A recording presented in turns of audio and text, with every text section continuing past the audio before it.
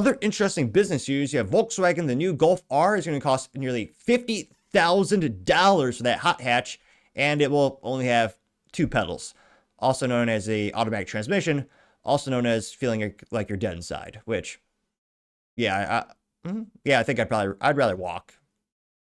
But nevertheless, I know a lot of people do like automatic transmission for weird reasons. Now, this comes with thanks to Motor1.com, and at least the hot hatch looks pretty good. I mean, aesthetically speaking, I guess it can grow on you.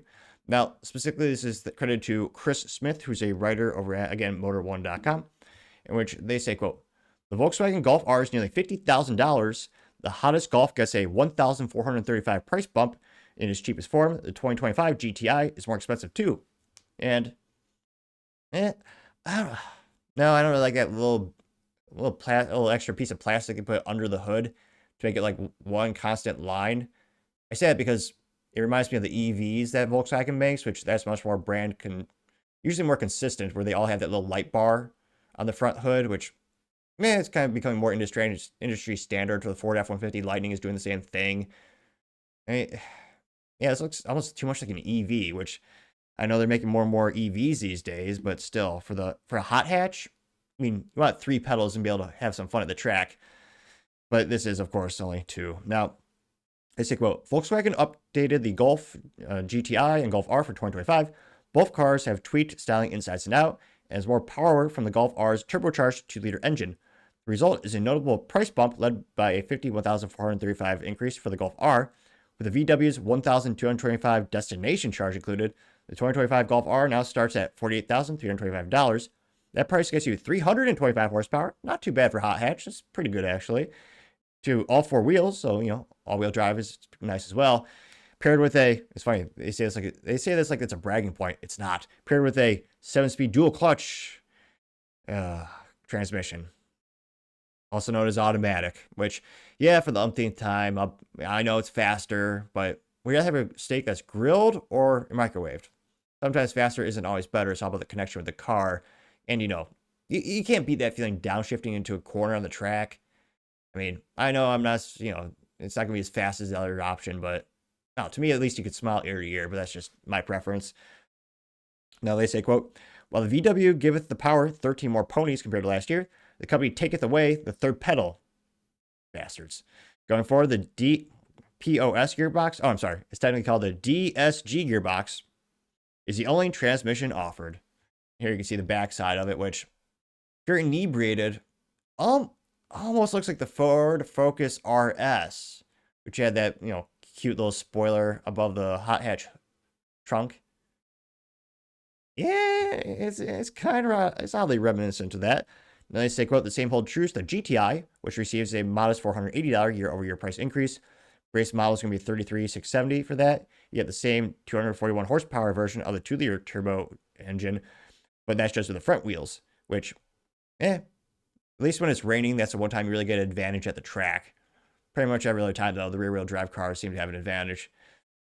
They say a 7-speed DSG is a sole transmission, though it does have paddles if you want to select specific gears, which, that's just not, it's not the same.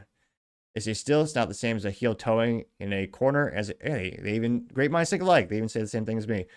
In a corner, as the inside rear wheel lifts off the track. They say, visually speaking, both Golfs have mid updates in the front and new headlights and redesigned lower fascias. Inside, they share the same 12.9-inch touchscreen. Why the hell do you need that crap for a hot hatch? It looks a lot better in blue. I'll give them that much. And pull up some of these pictures here. I don't know. To me, especially for a hot hatch and for like a driver's car, I prefer less tech, not more.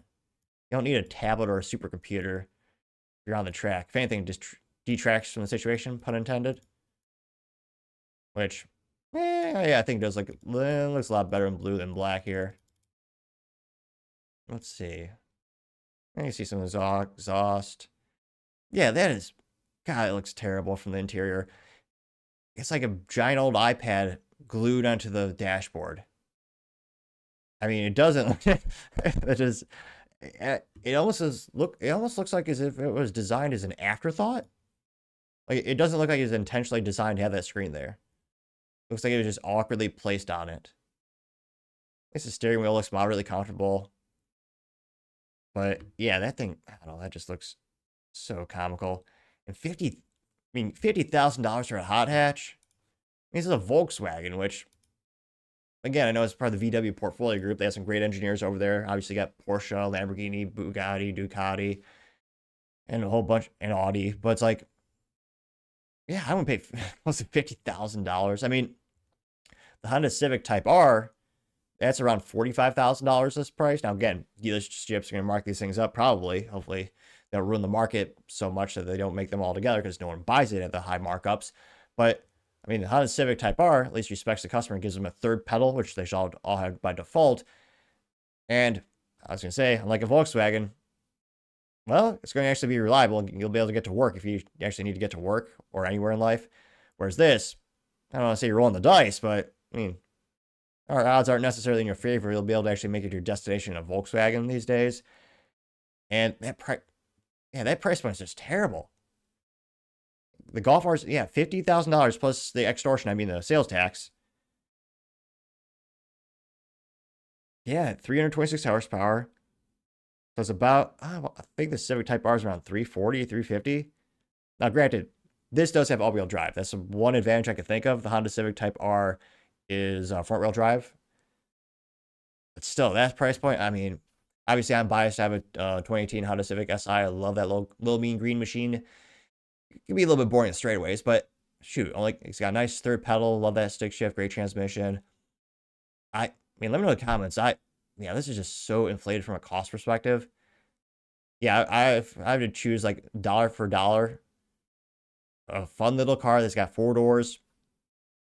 It's got to be a Honda Civic Type R. So, I mean, it's nice that they still make these for the enthusiast. It'd be nicer if they actually listened to the true enthusiast and had 3 pedals. But let me know in the comments. I mean, and again, the importance of voting regulations and politics and government.